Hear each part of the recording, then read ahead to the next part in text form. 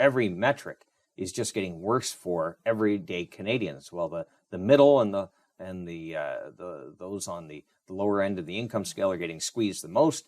The wealthy just seem to be getting better off as time goes along under this Liberal government.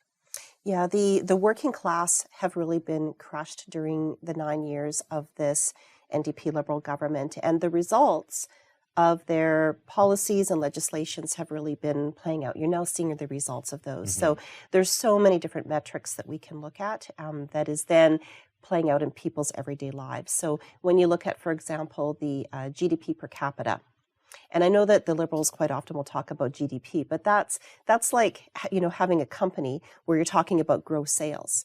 Yeah. And then saying, oh, our company is doing great, which it might be, but you also have to look at costs, right? You might be close to bankruptcy, even though your sales might be up. And so GDP per capita is much more relevant. And that does actually show how productive a country is. Made in Canada, right? Exactly. Yeah. It doesn't mean that people themselves aren't working hard. It just means as a country as a whole. And our productivity is down. And what that means is that our quality of life is down. And we can see this rate across the board. We actually have one of the worst GDP per capitas in OECD, and we're on track to actually be the worst. And the OECD has actually said that if we don't change our policies here in Canada, we actually will be the worst.